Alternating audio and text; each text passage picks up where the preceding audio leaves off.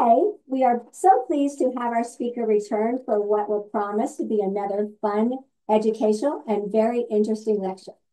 Adam Rovner is Associate Professor of English and Jewish Literature and the Director of Center for Judaic Studies at the University of Denver, where he has taught since 2008. His acclaimed book, In the Shadow of Zion, Promised Lands Before Israel, was published by NYU Press in 2014. His second book, The Jew Who Would Be King, is forthcoming from the UC Press. Adam's academic articles and general interest in journalism have appeared in numerous outlets in the US and UK. Please welcome Adam Rovner. I'm going to talk about the origins of Zionism and the rise of Hebrew. I subtitle it Against All Odds. So I want to tell you the story or the backstory of Hebrew literature and language and the relationship to Israel. This is the story of how a small group of people who were beleaguered, oppressed, economically disadvantaged, and hated for their religion managed to form a consensus about the importance of creating a modern nation state, and then they successfully achieved it. They left dozens and dozens of countries for a place most of them had never seen, and they'd only heard about in their prayers. They left their lands of their birth in order to work the land on foreign soil, and they had little to no agricultural experience. And they went to live among people of another religious group who were often hostile to them. The people who did this had no common language between them, and so, in a sense, revived and invented person by person, word by word, and day by day, the Hebrew language. This would be akin to resurrecting Latin as a spoken language. Latin can be spoken, it can be read, but it is not generally spoken. In this language, which we call modern Hebrew, and in this land, which today we call Israel, they created a stable state, a parliamentary democracy, educational institutions, a thriving artistic culture, and a world literature. And they did this all in about 50 years. What I want to do is explain how language and literature affected the establishment of this society and how the society affected the literature. Because more than probably any other modern literary language, the history of the nation of Israel and the history of its narration in Hebrew literature are linked. What I want to do first is outline for you the origin of modern Hebrew and political Zionism. I would say that they both begin historically with the 1881 pogroms in what was then Tsarist Russia. In Russia, the successes of limited freedoms that were granted to Jews led to an anti-Semitic backlash. This was especially the case in the wake of Tsar Alexander II's assassination, which resulted in pogroms and a narrowing of horizons of Jewish possibility there and later in other parts of Eastern Europe and in Germany. These pogroms of 1881 were similar to prior pogroms historically and in terms of death and catastrophe for Jewish communities, but they had outsized importance in catalyzing modern Hebrew language and literature. The pogroms, which we know of, and blood libels, a term that refers to spurious accusations against Jews for killing Christian children, torpedoes what we would call the Haskalah. The Haskalah is a Hebrew term for the Enlightenment. We know the term the Enlightenment, that idea of broader European movement that was rationalistic, that desired the study of secularism alongside religious studies. The Enlightenment of the Jews, or the Haskalah, was also about political emancipation. Prior to this, Jews often were not allowed to vote and couldn't go serve in many professional jobs and weren't able to be educated. So the political emancipation or the civil emancipation of Jews was a major aim of the Haskalah, and it aimed also to move Jews from traditional mercantile roles in business and in money lending to what was called productive labor. The latter, this idea of productive labor, had a very strong influence on the Zionist ideology that was emerging. I would also say that the pogroms of 1881 helped not only to torpedo the Haskalah, but also to torpedo the assimilationist movement. The assimilationist movement was a movement that aimed to incorporate Jews into the body politic and often to explicitly convert Jews. Theodor Herzl himself had this idea that there should be mass Jewish conversion in order to speed assimilation. But the pogroms ended both the promise of political emancipation through the Haskalah and the promise of a kind of civil emancipation through an assimilationist track. The leaders of the Haskalah, who became depressed and who gave up, abandoned hope in their project of political emancipation, had long denigrated the language of Yiddish. They believed that Yiddish was unsophisticated. Hebrew, as the language of the Bible, had a lot of prestige among the often intellectuals who led the Haskalah and also among the non-Jewish population. In a sense, the idea that Hebrew had this kind of prestige for non-Jews led Haskalah leaders to also adopt it as a means to further their movement into political emancipation. So for these reasons and for some others, biblical Hebrew became a language of choice. Now, biblical Hebrew, like Latin today, is not utilized. And so the language of biblical Hebrew needed to be revived. The revival of this language grew out of the Haskalah supporters, who were often intellectuals, who had lost faith after the 1881 pogroms.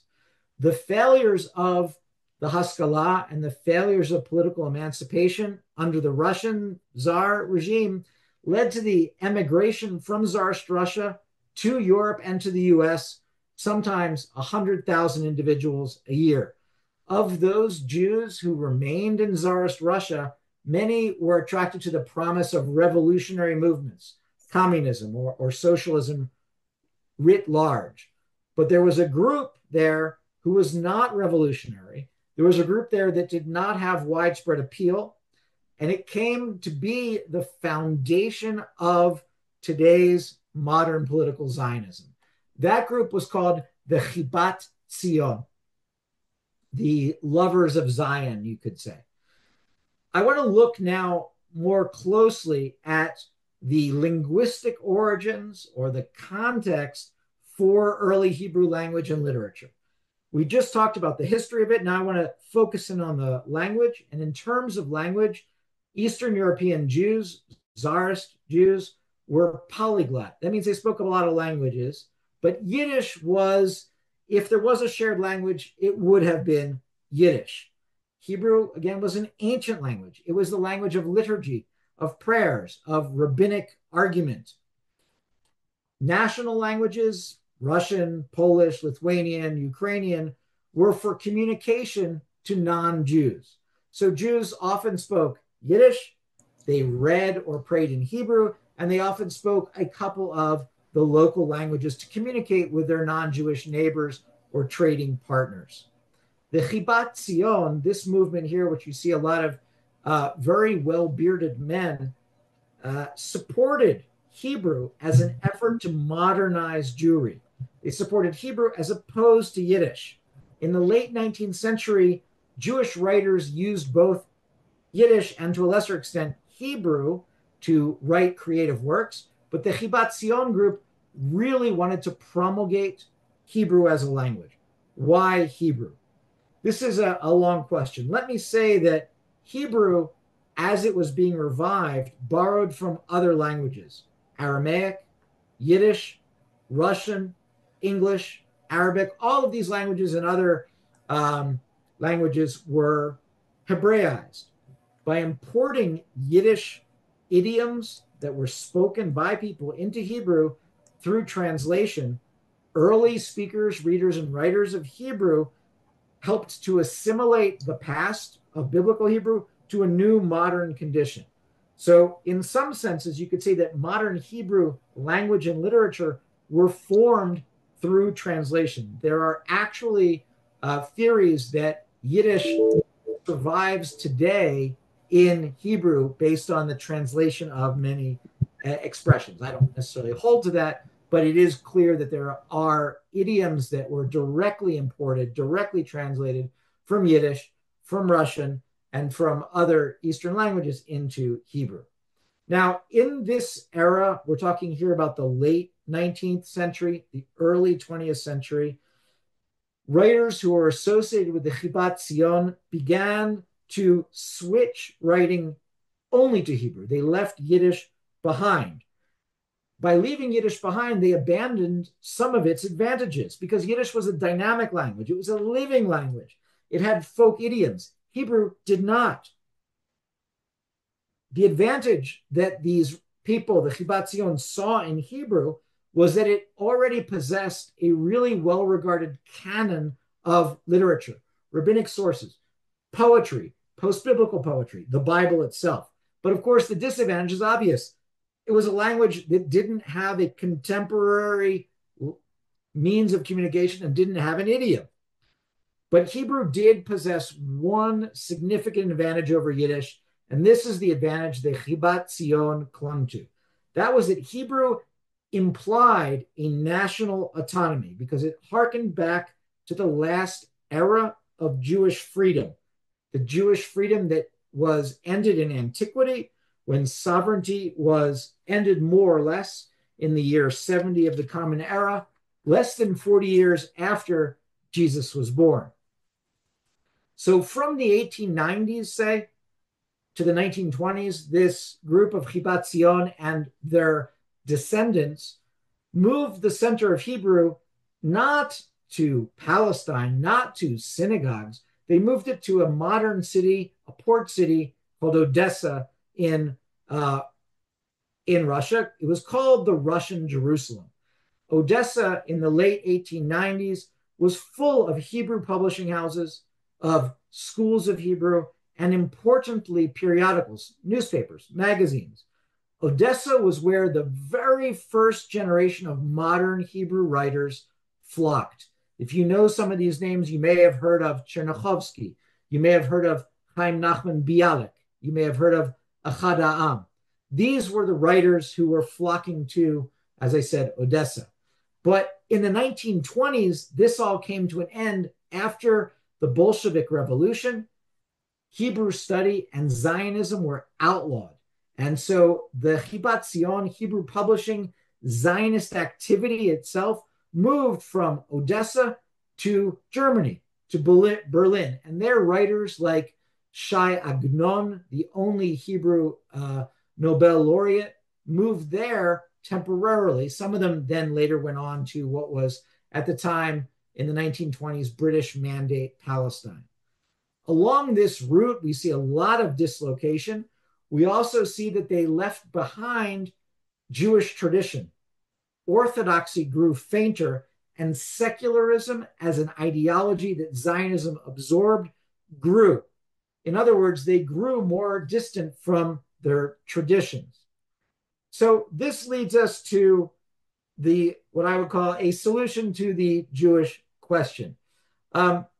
Where does Zionism fit in? As I mentioned, there are what I would call the proto-Zionists, the Chibat Zion. One of the leaders of that movement, you see him here in this small inset photo, is Dr. Leon Pinsker, who in 1881 wrote Auto-Emancipation. This was a volume that sketched out an early vision of Jewish national autonomy. Pinsker was responding to anti-Semitism. He called anti-Semitism, what I think is a great term, he called it Judeophobia. Today we talk about Islamophobia, but we don't talk about Judeophobia. I think maybe we should revive that term. But Pinsker's volume made kind of limited impact beyond the Jewish nationalist circles that he was involved in, including the Chibat Zion group. But then in 1896, as many of us know, Theodor Herzl emerged on the scene and he published his great book, Der Judenstaat. Der Judenstaat means the Jewish state. The Jewish answer to what had been known throughout Europe in the 19th century as the, quote, Jewish question. The Jewish question had different facets, but its basic question was, how do we normalize Jewish life? By normalizing Jewish life, it meant, how do we bring Jews into the political communities, the national communities in which they live? How do we modernize Judaism? This was really a question mostly for Christians. What do we do with these stubborn Jews? But Jews too adopted it and began to question how they could modernize. Again, you see a connection to earlier movements like Chibat Zion, which grew out of an even earlier movement that was concerned with modernization, and that was the Haskalah movement. The Jewish state was Herzl's answer to this question. Herzl thought about this after a few things. He witnessed the election of an anti-Semitic mayor in Vienna, a kind of populist rabble-rouser.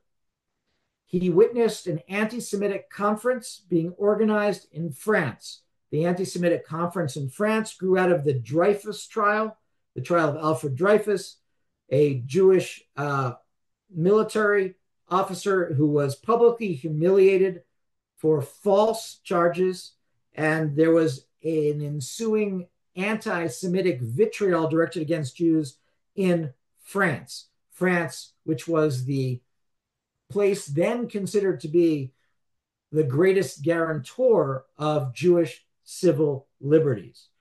Herzl witnessed all this and despaired of what was then we could call the project of emancipation. And so in the Jewish state, he appealed to his fellow Jews. He wrote, "We are strong enough to form a model state." But he also appealed to his Christian neighbors. He said that they should help the Jews for their own reasons to regain territorial control over some area of land. Herzl then called on the rabbis to help, but he did not want a theocracy. He wanted, as he put it, a modern civil state. Of course, Herzl was at this point in time, 1896, not sure where to found his Jewish state.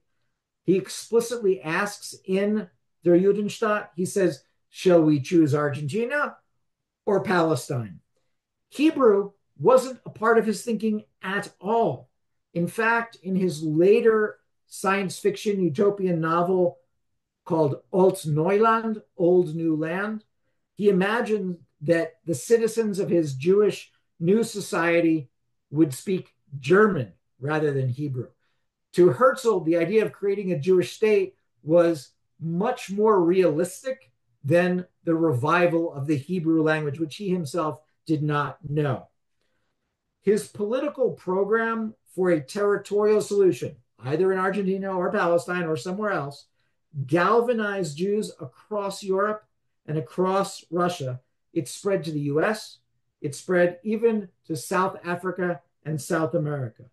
By the time the Sixth International Zionist Congress in Basel met, that was in 1903, the Zionist movement was recognized by the leading superpower of its day, Great Britain, as the legitimate representative of Jewish national interest. And Herzl was recognized as this movement's head. Here you see a famous picture of Herzl looking off into the distance from the balcony of room 117 of a hotel that still exists in Basel. This was 123 years ago. Now, in the early years, there were two other very important Zionist thinkers, leaders, intellectuals, who we could say were Herzl's right hand and his left hand. One of them was Max Nordau. Here you can see Nordau. He was a German intellectual, a philosopher, a novelist, a critic, and he came up with a number of ideas about the decline of civilization. He called it degeneration. And we also see a now forgotten figure, or mostly forgotten figure, Israel Zangwill. He was one of England's most popular authors, and he was a noted campaigner for women's rights.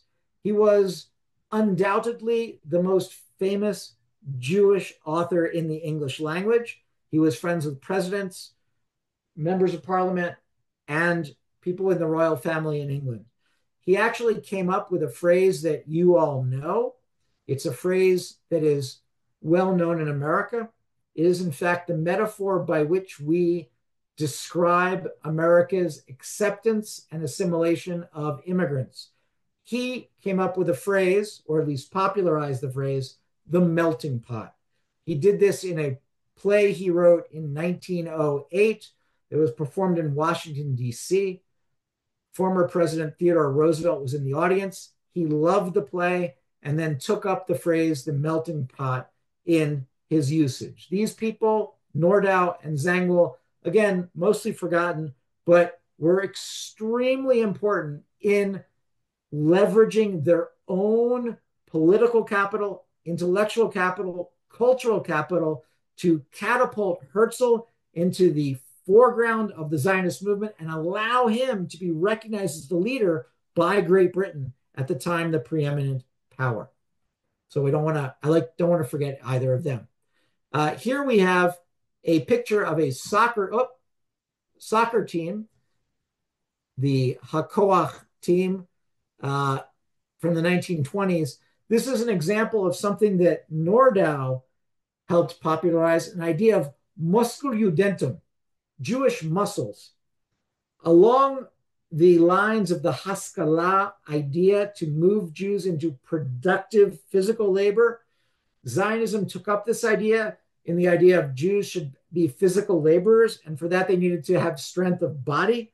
And so Nordau inspired the formation of Jewish athletic societies and sort of physical fitness groups throughout Europe that were associated with, loosely sometimes more directly with, the Zionist movement.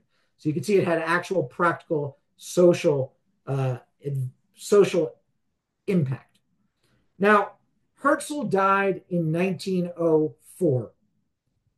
Following his death, the colonization of what was then Ottoman Palestine proceeded in fits and jerks. In 1917, the British took control of Palestine from the Ottoman Empire, and they inaugurated what is now called the British Mandate. That is, they were given a mandate under international law, at least among the West, to rule this land.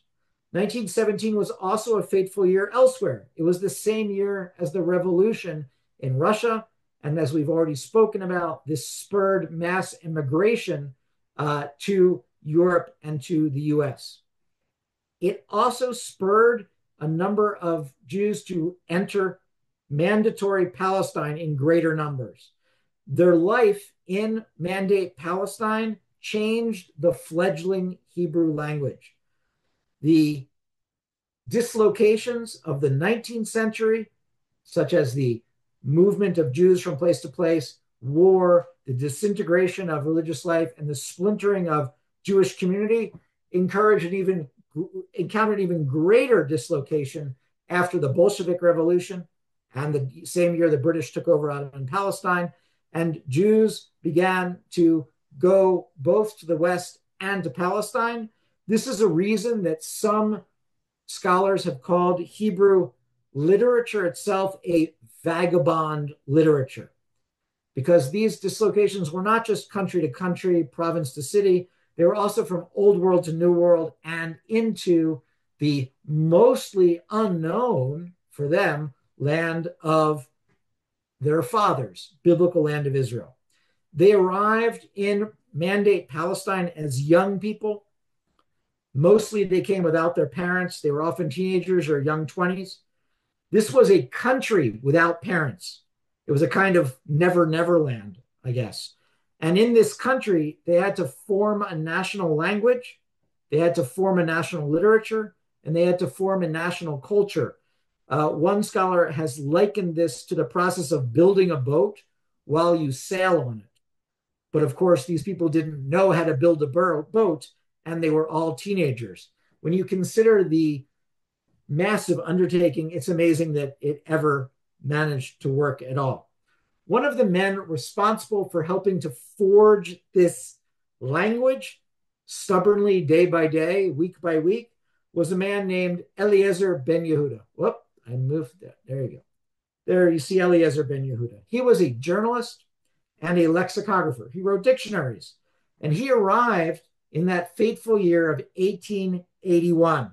He was one of those who left Russia for Palestine in the wake of the 1881 pogroms that I started speaking about earlier. He and his wife had a son. They raised their son in Hebrew. Remember, no one else spoke Hebrew. This was a massive social experiment. Their son Itamar is known as the first modern Hebrew speaker. To such an extent was Ben Yehuda a monomaniac for the Hebrew language that one day he returned home, found his wife singing a lullaby to their son in Russian, and he berated her, and that she would destroy all his work, and she was never again allowed to sing a lullaby. So those lullabies needed to be invented in Hebrew, translated into Hebrew, re-melodized in order to be functional. So prior to Ben Yehuda, we could say Jews could speak Hebrew in the way that some Catholics can speak Latin. But after Ben Yehuda, they did speak Hebrew. They could before, but now they did. He is, for this reason, and this may surprise some people, hated by the fervently religious in Jerusalem because he took the holy tongue of Hebrew and supposedly perverted it into a language of daily use, a language of commerce, a language of love, a language of the body, not only of the spirit. And for this, he has never been forgiven. His residences in Jerusalem had blue plaques on the outside indicating that he had lived there. They were stolen and defaced so many times that one of them on the edge of an ultra-Orthodox area has no longer bears the plaque because they just can't keep spending the money to replace it. So that's a little bit about an interesting character of Ben Yehuda. The history of the Hebrew language, the history of the Hebrew literature that he helped revive had two central concerns in the early 20th century. The first concern was, how could people write without a significant demographic population? How could they write without political institutions? How could they write without even cultural autonomy under the Ottomans or the British? The second problem they faced was how to use an ancient language of prayer to express a contemporary and secular existence. These two problems were huge, and this is what led Yosef Chaim Brenner, one of the great Hebrew writers, maybe the first great Hebrew modern writer, to say that Hebrew literature was a literature against all odds. In 1914, before World War I, there were about 85,000 Jews in Ottoman Palestine. Immediately before the war, that number declined. The Zionist ideals of the early 20th century held that Eretz Yisrael, the land of Israel, was to be a physical sanctuary for Jews and a place of cultural and material production. And so the Jews who arrived during the first decade or so, let's say, of the 20th century, I like to call it the years 1904 to 1914.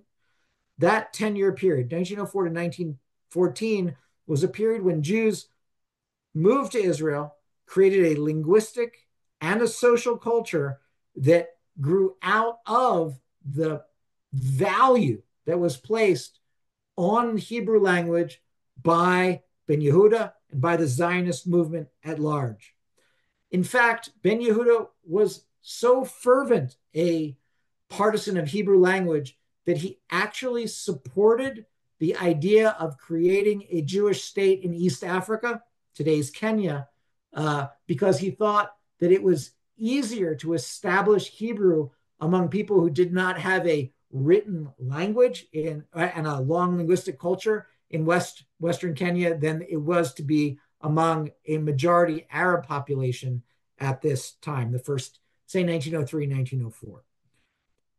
The Jews who moved to Israel during this time, 1904 to 1914, they made what is called aliyah. Aliyah translates as a going up.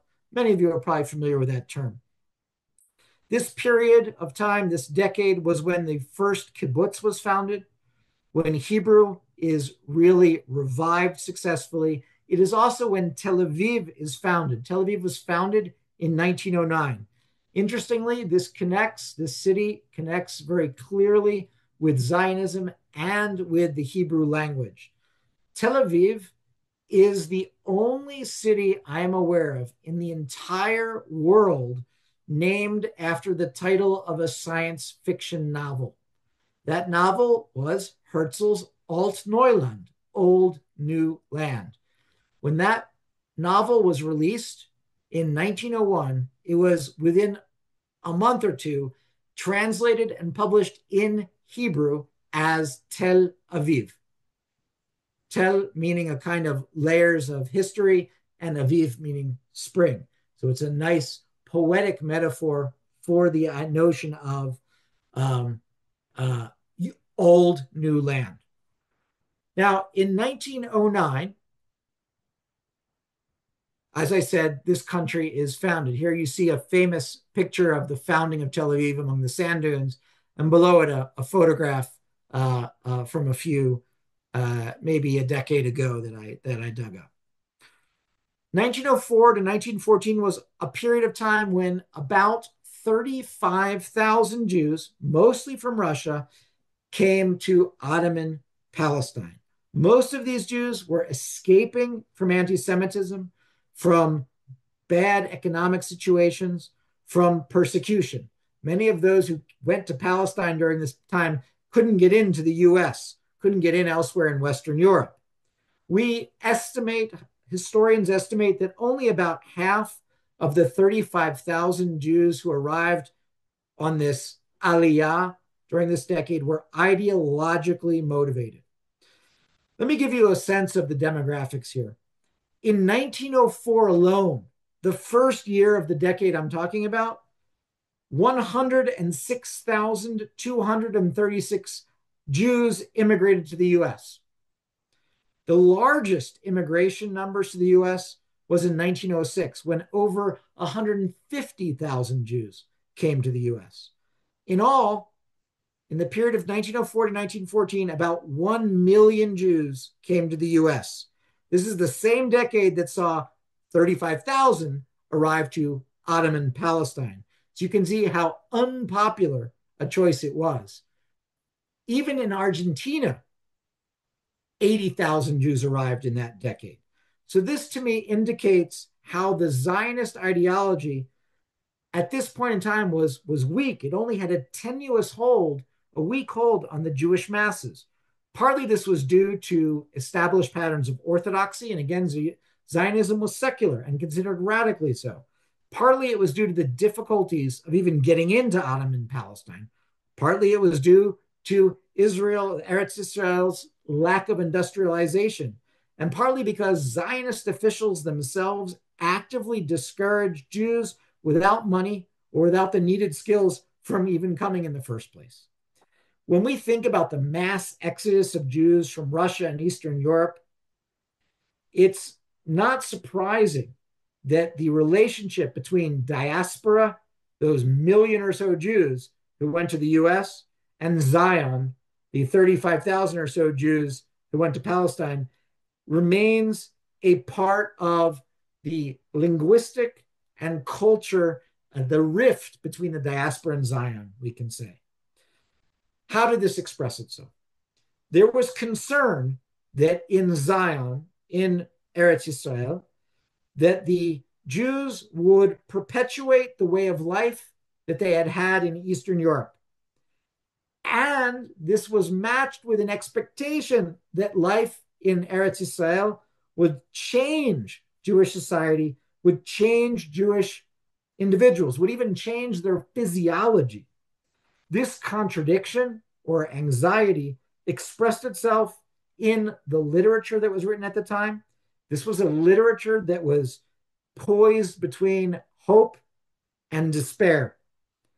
Hebrew literature today in 2024, even Israel itself today, as we know, sadly remains poised between hope, its anthem, Hatikva, and despair, the current crisis. Those who came to Israel during this crucial period of time, 1904 to 1914, they believed in the phrase that in the beloved ancestral land, that is Eretz Israel, all our hopes will be fulfilled. They believed not only that they would build the land, but that the land in turn would help build them. But their hopes during this decade were often not met. At least half of the 35,000 Jews who went up on Aliyah went right back down again. Some give the figures as actually higher. We know that this was not the case for the million or so Jews who entered the US. They stayed. Many of us are descended from that period of time as immigrants. The adjustment to Palestine was very difficult, physically, psychologically, emotionally. And of course, it was dangerous because Arab nationalism was growing and violent attacks on Jewish settlers increased. There was a later wave of immigration after the British took over in 1917, and it endured till about 1923. Mostly that wave of immigrants came from Poland, Lithuania, and the USSR. These immigrants, during this period of time, again, I'm going to say 1918, the end of World War I, to 1923, this what's often called the third Aliyah. These immigrants were imbued with a socialist spirit, and it was the youngest among them and their children who became the core who formed the first generation of native Israeli writers. The first native Israeli writers began to publish in the 1930s, but they really matured in the 1940s and the 1950s. This was a period of time during which Israel declared its independence in 1948, following the UN partition, an Arab rejection, and the launching of a destructive war in which 10% of the male Jewish residents were killed. This tumultuous era also was the era of World War II. So this often, we traditionally call them the native-born generation. This period of time saw huge epochal changes in their life. Here's the example of the partition plan, if anyone's interested. The areas in white here, these three interconnected islands, were to be the Jewish state. The brown islands were to be the Palestinian or Arab state. They didn't use the term Palestinian at the time. The area around Jerusalem was to be an international zone, just for your reference. But in 1948, after the war, Israel controlled most of this area, including up here and some other lands. Now, there were obvious differences between the native-born generation, that is, those who were born or came of age during the 30s and 40s, from the previous generations, the generations who moved to Israel between, say, 1904 and 1923. One of those differences was that the earlier generations were polyglot. They spoke many languages. They had a European background. They knew Europe. They had lived as a minority. And they had typically grown up in Jewish tradition, although had left it. But the native-born writers were raised in Hebrew. Sometimes they knew Arabic. They matured in Israel under a British mandate. They witnessed the catastrophe of Jews from afar. They had never lived as a minority persecuted by Christians. and they were often ignorant of, I mean, completely didn't know Jewish tradition. Remember that the parents of these native born children had previously established the values for the society the children grew up in. Their children identified with the labor movement, with socialism. They identified with a collectivist sense of responsibility and with the ideology of a labor Zionism. These children, these native born writers, idealized the countryside. They idealized a return to nature. They idealized the Spartan conditions that they lived in. Religion, the diaspora, Yiddish, these were all rejected. The attempt was made to be connected to the soil, to be organic part of the landscape of Mandate Palestine. So much so that some groups even imitated Bedouin culture and dressed like the Bedouins. Now, the dominant image to arise during this generation of the native born writers, the people who came of age in the 30s and 40s, was the Sabra. The Sabra was a heroized vision of a man or a woman who loved the land, who was idealistic, and was willing to self-sacrifice. These were the values that were inculcated into the native generation, and that the native generation, again, tried to inculcate in their children. If you'll notice this image, the Sabra image reverses the typical representation of the diaspora Jew or the immigrant to Palestine. The Sabra is not rootless and a wanderer, a vagabond. He's rooted to the soil. The Sabra is not dressed modestly in the garb of religion. He is secular. He is clean shaven. He is not an intellectual who wears glasses. He is a man who is muscles and carries the implements of agriculture. He has shorts, rolls up his shirt sleeve, and he has that wavy hair. This archetypal figure appears when Israel is an emerging country, a new country. In the language of the time, in the literature of the time, the Sabra is expressed as having been born from the sea. This is a mythological image, and this myth spawned an archetype of Israelis as attached to the land, as warriors, as handsome or beautiful, as responsible to the collective, as self-sacrificing, as needing very little in terms of material goods, and as tireless workers. As the Jewish community in Eretz Yisrael was preparing for independence and was actually achieving that, the figure of the Sabra allowed the native-born Israelis to understand, to learn to be a part of what was becoming a very messy history. Hebrew language, Hebrew literature, artistic production helped prepare this society to follow these Zionist and Israeli goals.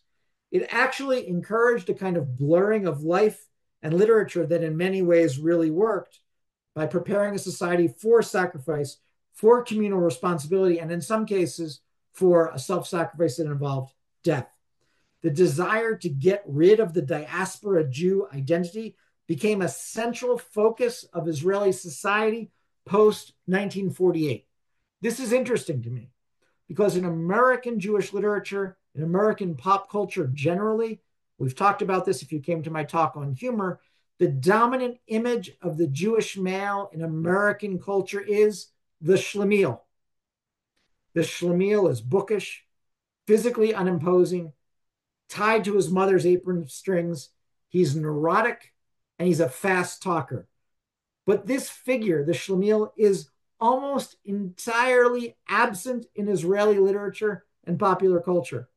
Instead, what we find ubiquitous is the Sabra, practical, stoic, strong, brave, a man who speaks little, but when he does, it's in a clear and deep voice.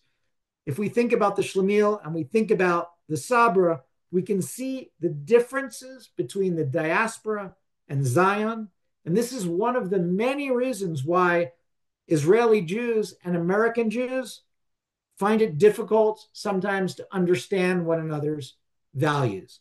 All of this, I suggest, arises from a modern history rooted in pogroms and a reaction to those pogroms stretching back to 1881, which gave rise to Hebrew literature and today's Israeli culture. Thank you. Thank you. Thank you, Adam, for taking us on this fascinating history of the revival of Hebrew and the people who made that possible. I have a question. Thank you, Dr. Rovner. That was incredible. You can call me Adam. I'm not fond of formalities. Oh, okay.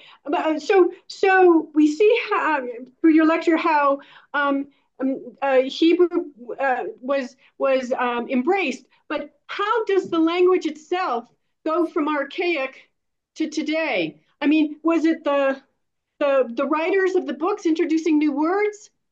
How does that happen? It's a great question. I don't see you on screen, but wherever you are in the ether, it's a great question.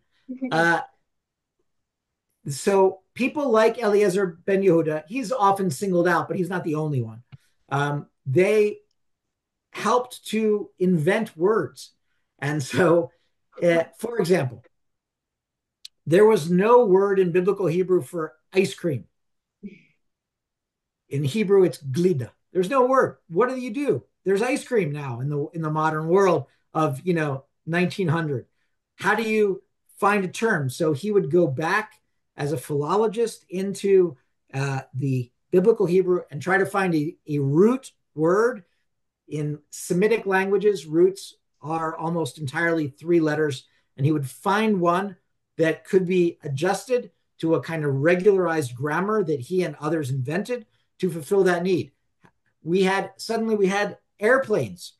How do we talk about airplanes? There's no airplanes in the Hebrew Bible. So these words had to be invented. They were invented through the use of journalism. Sometimes a word was coined and through context understood.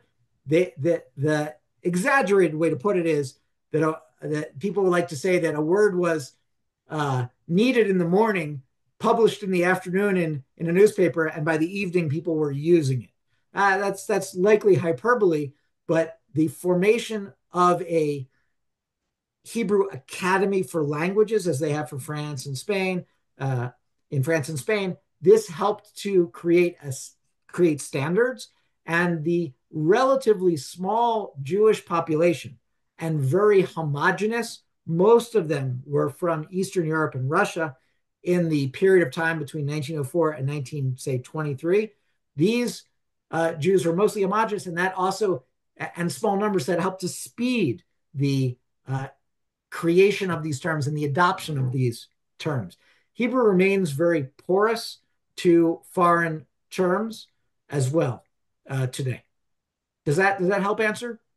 Yes, no, thanks. I'm curious because my mother is from Germany, and she would say that there was no word as zipper in German when she was a kid. And so I was just wondering how could you make this a dynamic language? Yeah. Thank you. So they did. There's zipper is another good example, and the proper Hebrew is ruchsan. And I'm not entirely sure where the root comes from, but I assume that this comes from a biblical term somewhere along the way. That's often the case, but not always the case. Sometimes they will take an English term and render it into Hebrew. For example, if you send a text message, it's often an SMS message. And so the verb to send a text message in Hebrew is lisames. So they've taken those three letters acronym in English and moved it to a quote unquote Semitic root and rendered it as a verb in Hebrew. Wow. Interesting. Isn't that interesting? Thank you. Sure. Like the word zipper, somebody added, and banana and sweater are all taken into the Hebrew language. Yeah, banana is a kind of interesting word linguistically around the world. I don't know that there is a term, a word different from banana in any language. I think it's every language uses some form of banana. Uh, but definitely the what was the other term, Rebecca, that she mentioned? Sweater? Sweater. Yeah, the proper Hebrew word for sweater is the one that is a, proper according to the academia, the Hebrew Academy, but is now not used at all, is ephod or ephoda, but it's not used anymore. Now sveder is used. Being a Sabra myself, I wanted to comment that as far as I know, the origin of the nickname for Israeli born is because of the fruit of the cacti, the sabre, and that was they're prickly and they're sweet inside. That's Yeah. Thank you for that's bringing my, that up. That's a great point, and it's one of these colorful anecdotes that I bring into my classroom, and students really hold on to. So the Arabic term for the prickly pear fruit, sabris, is and also in Hebrew is adopted as the persona for a sabra, as you state, thick-skinned and thorny on the outside, juicy and sweet on the inside. Not to this day a very bad description of Israeli society, culture, and individuals. Thank you, Adam, for just spending the hour with us and sharing your knowledge and bringing some living history to us today.